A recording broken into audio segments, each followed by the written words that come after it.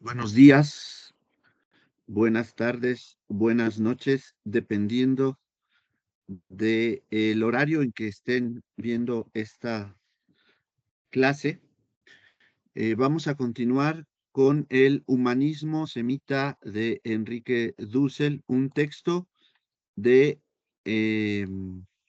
antropología bíblica, recordando que la antropología es la parte tanto de la filosofía como de la teología que se encarga del estudio del ser humano, del estudio del hombre, entendido como humanidad y no como varón. Entonces, nos habíamos quedado sobre la importancia que los egipcios le daban al cuerpo. Enuncié desde luego también el hecho de que hayan sido los egipcios la primera civilización antigua que haya eh, donde se dio, propiamente hablando e históricamente hablando, el primer monoteísmo. Ujú. Entonces, ese monoteísmo que surge en, en la cultura egipcia se se trasladará al, al judaísmo a través de los hebreos. Los hebreos en el pensamiento egipcio se dice Japirú, y los Japirú o también los Javirú son todos aquellos emigrantes que cruzan, en este caso, el río Nilo y que llegan a Egipto. Los Japirú o los Javirú, de donde viene la palabra hebreo, son los que cruzan el río. En nuestro contexto mexicano, quienes cruzan el río Bravo hacia Estados Unidos son los mojados. En la década de los 40 eran los braceros, cuando se da la Segunda Guerra Mundial y entonces Estados Unidos tiene a su mano de obra produciendo armas y otro tanto en el frente de guerra, tanto del Pacífico como en Europa, necesitan quien cultive la tierra y entonces los campesinos mexicanos que cruzan el río Bravo son los braceros. En ese momento, como eran requeridos, eran bien recibidos.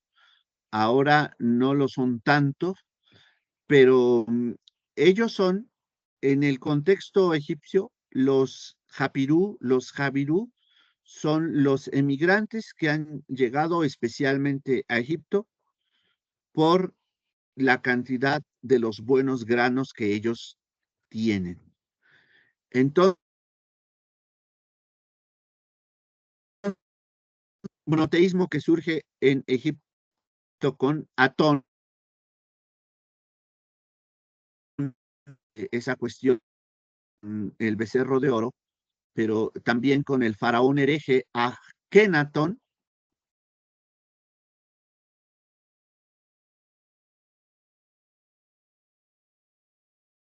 el dios, eh,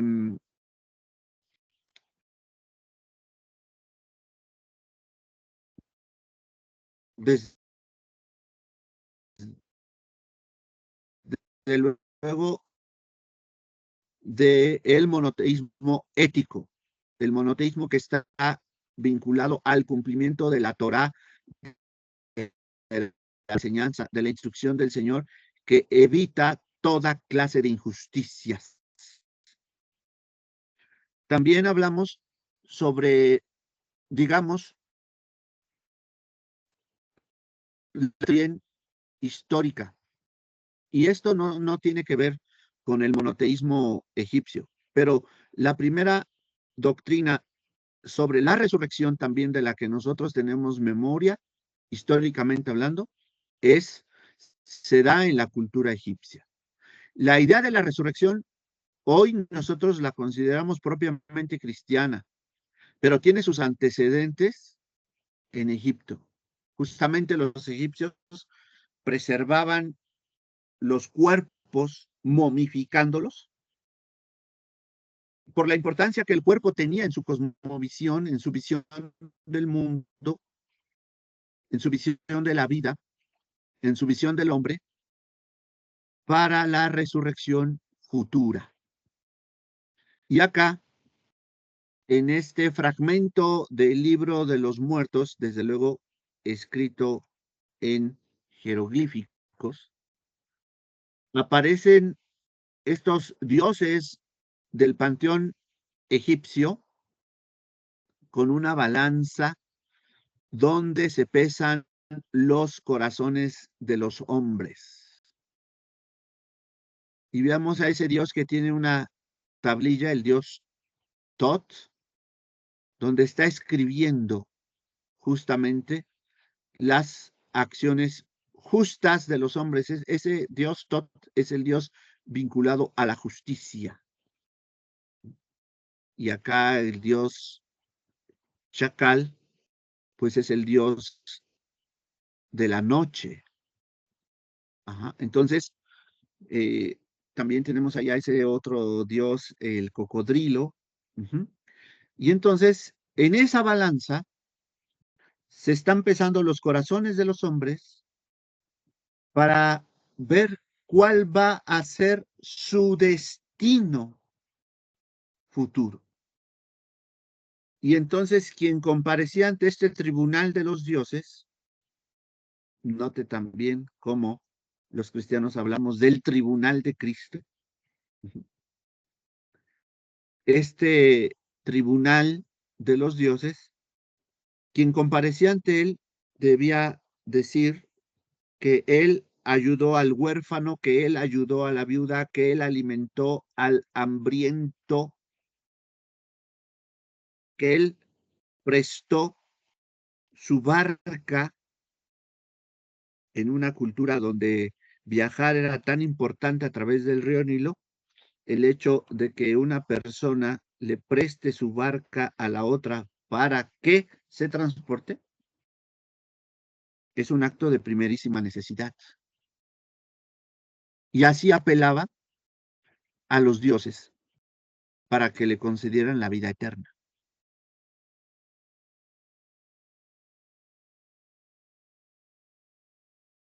Sobrevivir a la muerte. Los textos del libro de los muertos son de muy variada índole. Un primer grupo de conjuros busca la provisión continua de alimentos o de aire para toda persona que llegue a utilizarlos.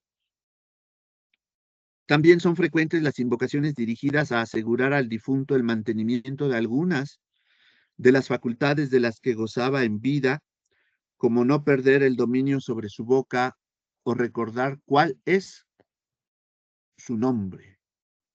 Por eso a esto estaba vinculado la ceremonia de la apertura de la boca después de que el cuerpo había sido momificado, para que pudiera hablar y sobre todo para que pudiera recordar su nombre.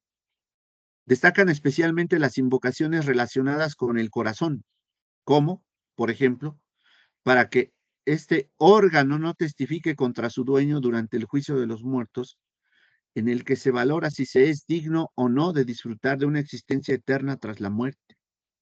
Y son constantes los hechizos destinados a proteger al muerto de animales peligrosos y de algunos de los habitantes del inframundo. Contra Kant y Descartes o Descartes. La desviación fundamental y la pérdida de la corporalidad es un fruto del dualismo de Descartes y Kant. Kant, un filósofo alemán, ¿no? Y Descartes, un filósofo francés católico, ambos cristianos. Bueno, Descartes nos presenta en la constitución del ser humano un dualismo. Para Descartes, el hombre es el cuerpo del hombre es una máquina animada por el espíritu. La res extensa, la cosa corporal, le llama Descartes res extensa. Res en griego es cosa. La res extensa es para Descartes el cuerpo, la carnalidad. Y la res cogitans o cogitans es la cosa pensante, es el alma, son las facultades de la mente. Ese es el dualismo cartesiano, que está constituido por una cosa corporal llamada res extensa y por una cosa mental llamada res cogitans. Y entonces este idealismo, producto tanto de Kant como de Descartes, reduce al hombre a una mera subjetividad, a un cogito descorporalizado. Y entonces el descubrimiento del mundo ha exigido al mismo tiempo la revalorización del cuerpo, de la corporalidad, de la existencia, que no es la mera res extensa. Y desde luego estas visiones, esta visión, desde luego cartesiana, pues es producto de la propia visión platónica sobre el hombre.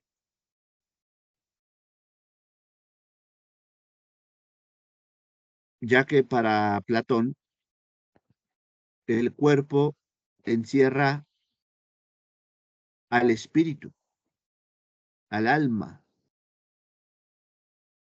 y el alma es liberada de su cárcel cuando muere. Y muchos cristianos piensan eso, y muchos cristianos desprecian el cuerpo, y muchos cristianos no le ponen importancia al cuerpo. El corazón para los egipcios en el libro de los muertos. Dice así. Este es un fragmento del libro de los muertos. Corazón de mi madre, músculo cardíaco de mi madre, corazón de mi devenir, no te levantes para testimoniar contra mí, no me acuses en el tribunal, no inclines los brazos de la balanza, pues tú eres mi Ka, que reside en mí, tú eres el Noum, que origina la salud de mis miembros. No hagas que mi nombre exhale mal olor en la corte, no profieras mentiras contra mí, palabras dichas por Tot, que transmite Maat a la gran Eneada que está en presencia de Osiris.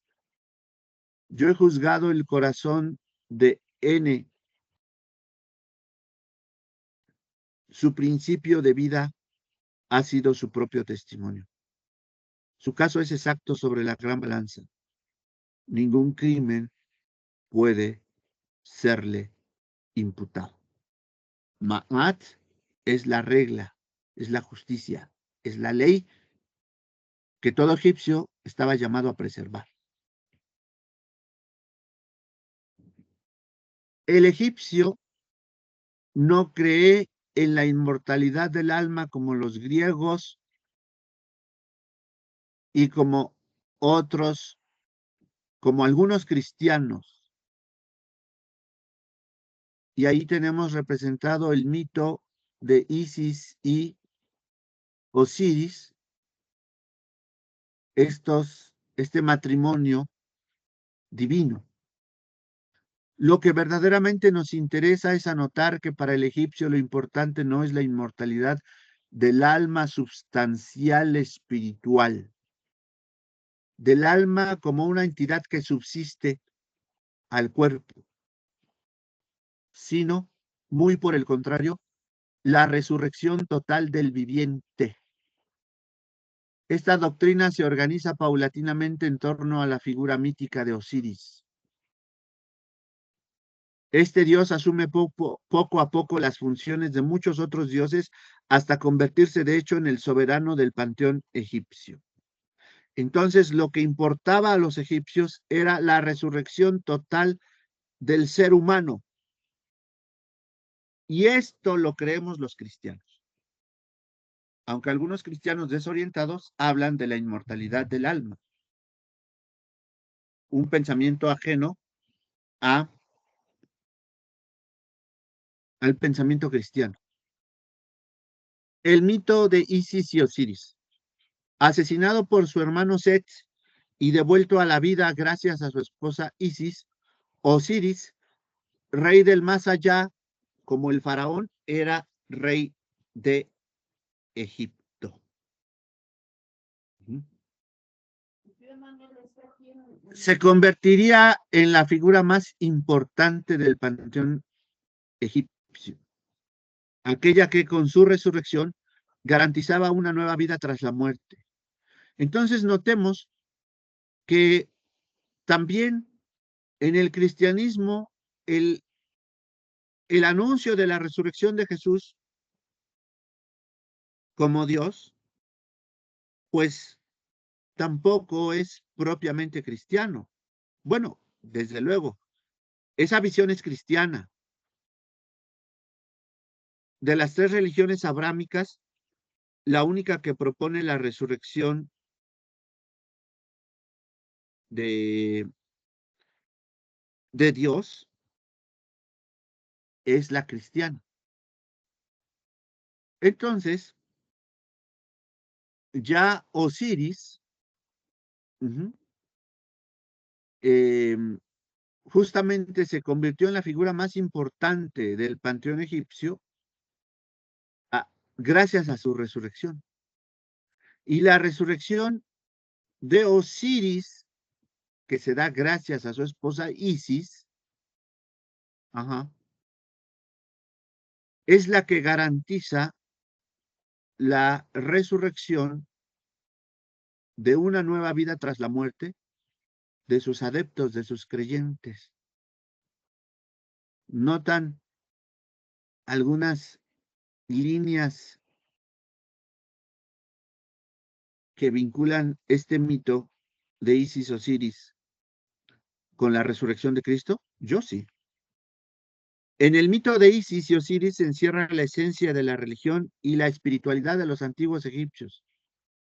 La historia se inscribe en una compleja cosmogonía con la que los egipcios trataban de explicar el origen del universo.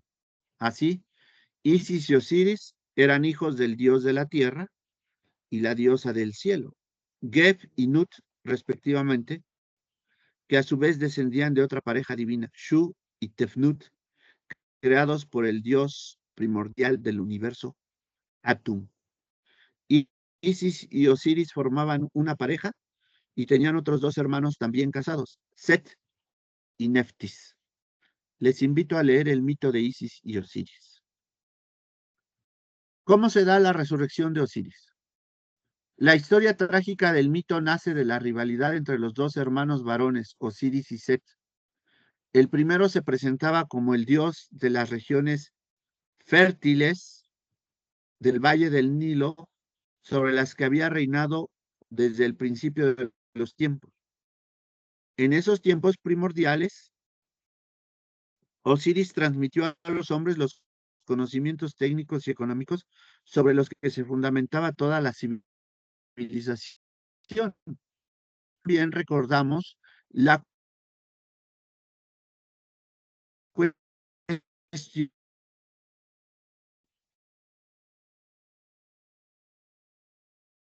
Caín y Abel. Set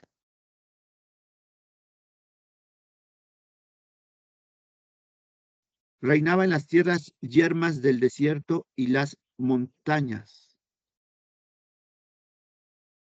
Corroído una encerrona contra su hermano, convenciéndolo de que se introdujera en un sarcófago que a continuación cerró y arrojó al Nilo. Y también un vínculo. Salgamos al campo y allí se levantó contra su hermano y lo asesinó. En el caso de Caín contra Abel. Alertada por Neftis, Isis logró rescatar el ataúd, pero Set se apoderó de nuevo del cadáver, descuartizándolo en 14 pedazos que repartió por todo el país.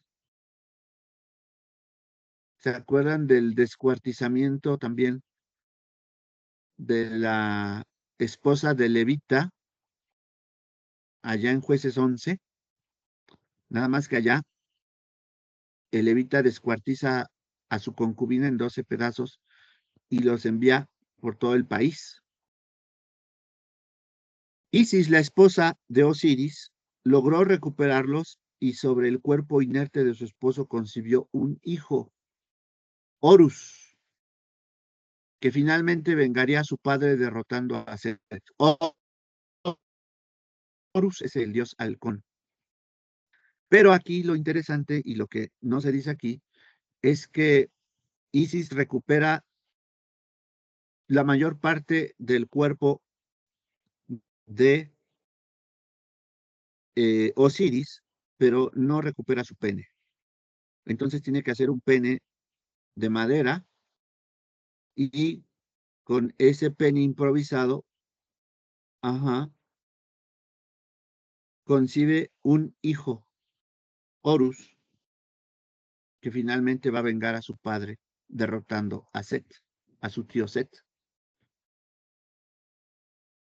En términos generales, ese es el mito. En el transcurso del Imperio Medio, el triunfo de Osiris se afirma. El mito del dios tan simple y familiar convierte el corazón de todos, hasta el del más humilde, ya que propone que es posible llegar a ser después de la muerte un Osiris, es decir, conocer la alegría de la resurrección.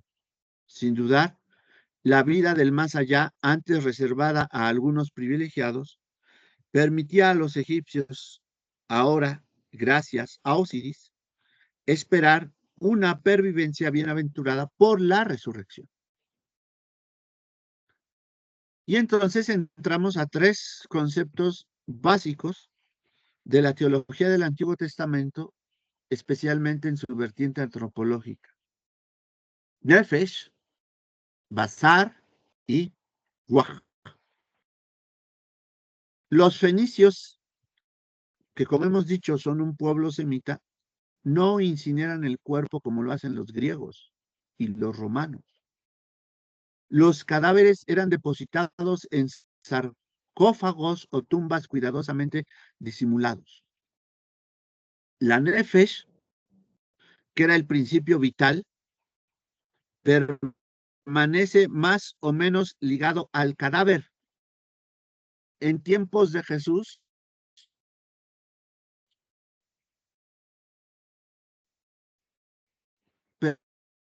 permanece. Por eso es que también está a Lázaro antes del cuarto día.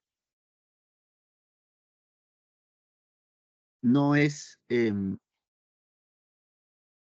no es secundario esa cuestión de por qué resucitó al tercer día, por qué Lázaro también es resucitado por Jesús antes del cuarto día.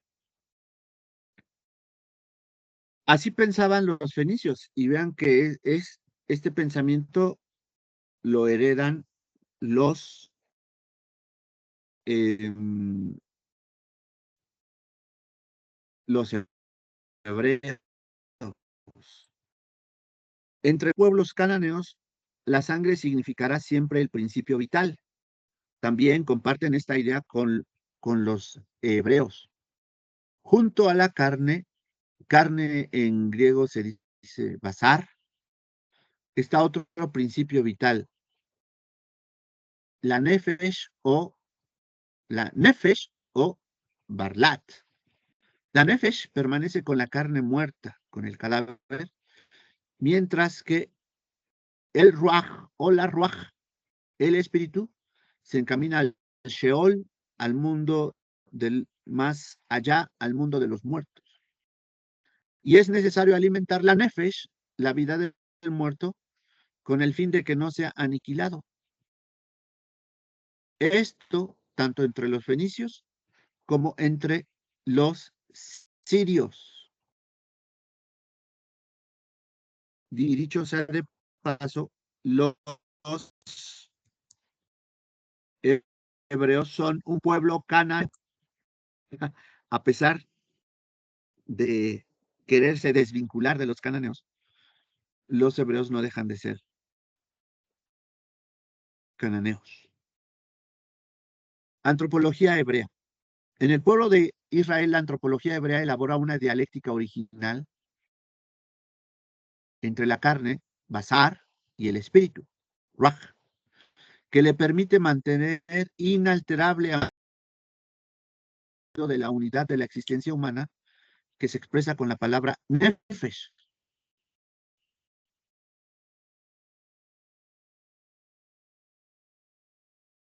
El hombre es idénticamente un yo viviente y carnal. Todo ello asumido en la unidad del nombre, que significa la individualidad irreductible. Yo te he conocido en tu nombre o por tu nombre. Y esto es herencia también de los semitas egipcios, de que en el más allá, cuando el difunto despertara a la otra vida, tenía que recordar su nombre, y por eso la ceremonia de la apertura de la boca del cuerpo momificado, cuando se habían cumplido todos los ritos de momificación. Nefesh, dice el Salmo 103:1, mi Nefesh bendice a Yahvé. El problema con Nefesh es que en la Reina Valera, la mayoría de las veces, Nefesh se traduce como alma. E inmediatamente ese término alma se traslada por el concepto egipcio con el concepto griego de alma como una entidad espiritual ajena al cuerpo. Eso no forma parte del pensamiento semita. Para los semitas, la nefesh es la totalidad del ser humano.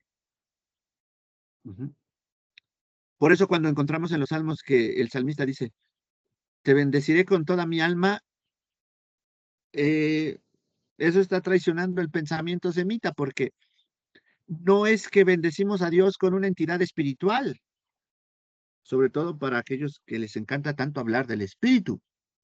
No, se alaba a Dios con la totalidad del ser, con todo lo que yo soy. Por eso el Shema, Deuteronomio 6:5, dice, con todo mi corazón, con toda mi alma, con toda mi nefesh, con todas mis fuerzas, con todo lo que pienso, con todo lo que yo soy, eso es con todo el alma, con todo lo que yo soy, y con todas mis fuerzas es con toda mi capacidad económica. Y pongamos énfasis en la idea de totalidad, con todo, no con una parte. Así que, entendiendo el Shema, Deuteronomio 6:4 en adelante, nosotros no podríamos pensar que el salmista está proponiendo que alaba a Dios con su alma, con una entidad meramente espiritual. Eso es traicionar el pensamiento hebreo semita. Mi nefesh suspira y languidece en la casa del Señor. Salmo 83:4. Entonces Yahvé Dios modeló al hombre con barro del suelo y sopló en su nariz un aliento viviente, Ha'im, y el hombre llegó a ser una nefesh, un alma viviente, dice Reina Valera 60. Una nefesh llegó a ser un ser vivo. Génesis 2:7, un ser viviente. Después de la muerte, la nefesh permanece en relación con el cadáver, aunque no se extingue totalmente. Es como el centro de conciencia, como la unidad nuclear del poder vital. En fin, no es una parte del hombre, sino el hombre entero considerado desde un cierto ángulo, la vitalidad secreta y personal del hombre. Eso es la nefesh, la totalidad del ser humano. Por eso el pensamiento antropológico hebreo semita no es dualista, ni es tampoco tripartita. Creo en la resurrección de la carne. Basar no significa cuerpo. Esto es importante, porque para aquellas iglesias que suelen confesar su fe trinitaria a través del credo de los apóstoles, que no es una invención de la iglesia romana, como algunos piensan, y por tanto no lo usan, no lo practican litúrgicamente hablando, ¿no? El credo de los apóstoles en su 12ª afirmación dice: creo en la resurrección de la carne, la vida perdurable. Por esto, algunas iglesias han cambiado carne por cuerpo. Creo en la resurrección del cuerpo. No, hay que seguir manteniendo la idea de basar, la idea de carne, porque basar no significa cuerpo, porque esta noción no existe en el pensamiento hebreo. Sí existe en el pensamiento griego, cuerpo, soma, sino carne. Basar también en el pensamiento griego, carne es sarx,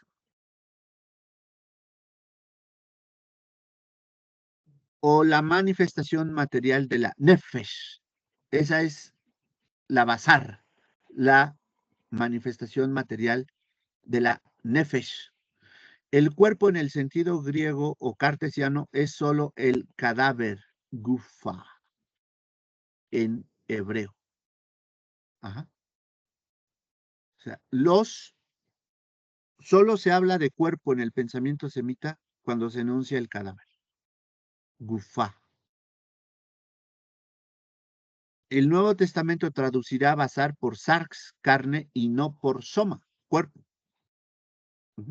De ahí viene nuestra palabra sarcófago, viene del griego sarx y fagé.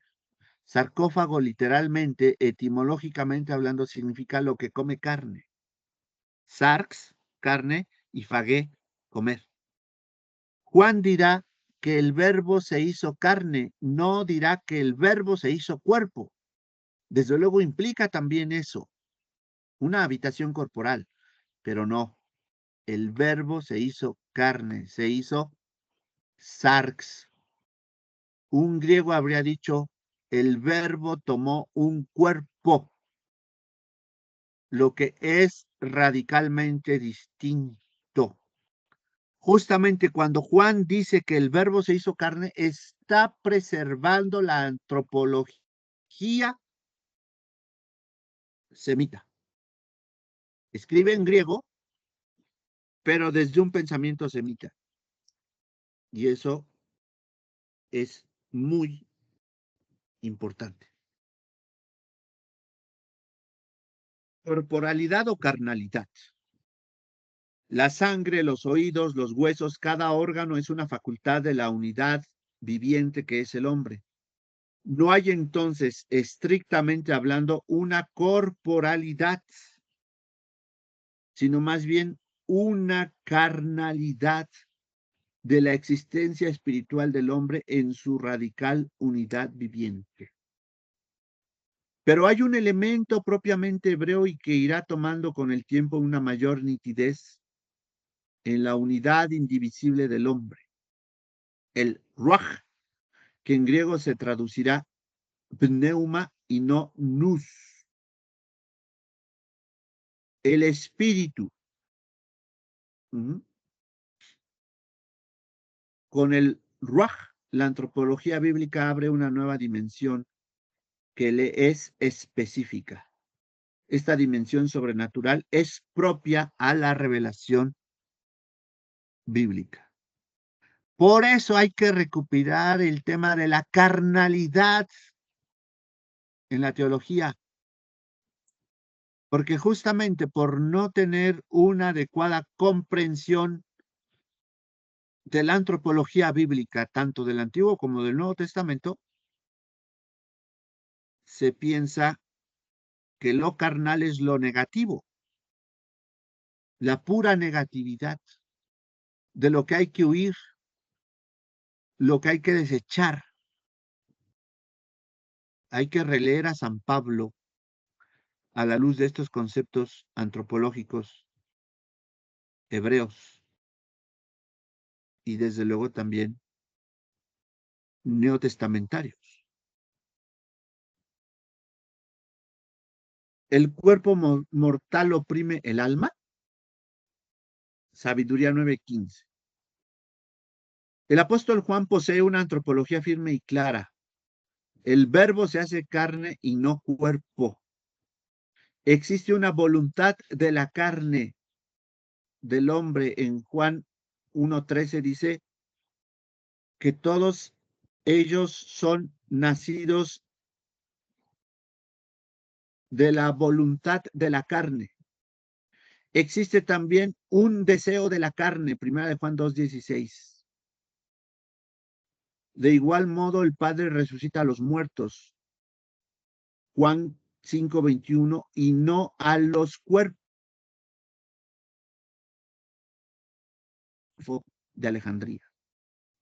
Pablo, fariseo de Tarso, es aún más claro. Existe una inteligencia de la carne, Colosenses 2:18, una sabiduría de la carne, Romanos 8:6, que se opone a la phronema tu neumatos.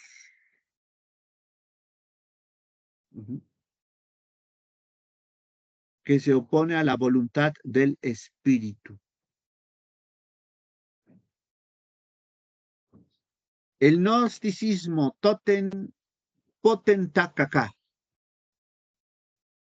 ¿De dónde proviene el mal?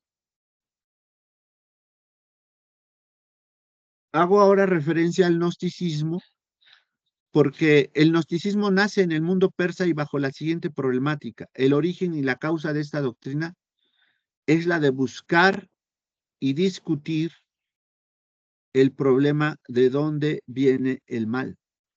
Ireneo contra los herejes, capítulo 1, parágrafo 24, párrafo 6. Entre el Dios Supremo y la creación se sitúa el demiurgos, que siendo el productor, es al mismo tiempo la causa del mal de este mundo. El gnosticismo evitaba atribuir al Dios Supremo la causa del mal en el mundo. El mal se debe a la materia, a la multiplicidad, y todo esto ha sido causado por el Dios negativo, por el demiurgos.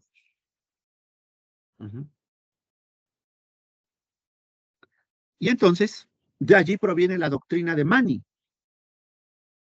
El maniqueísmo es un sincretismo, es una gnosis estructurada a partir de un principio central. El alma ha caído en la materia y es liberada por su nous, por la inteligencia o el conocimiento. Por eso la salvación en el gnosticismo se da a través de un conocimiento secreto. Por eso se llama gnosis, porque gnosis en griego significa conocimiento. Todo esto es revestido siempre de un ropaje mítico, no por ello menos racional. De aquí derivan tres opuestos: espíritu, materia, bien, mal, luz, tinieblas.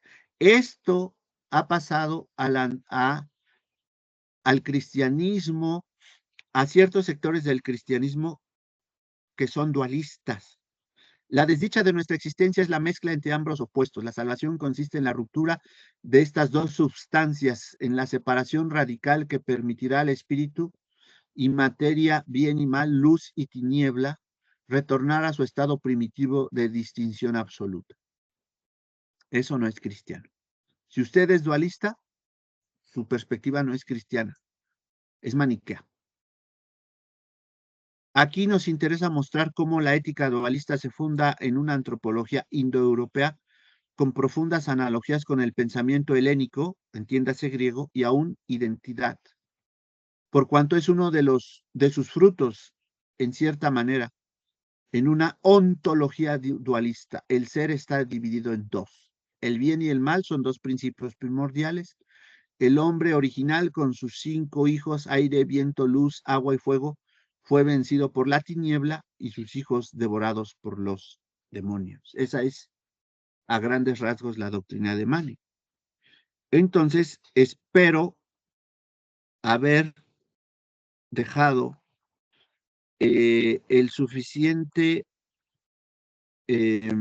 la suficiente inquietud para que em, en nuestra sesión, ya en nuestra plenaria, en nuestra clase en vivo, puedan hacer algunas preguntas en torno a esto que hemos visto en esta sesión.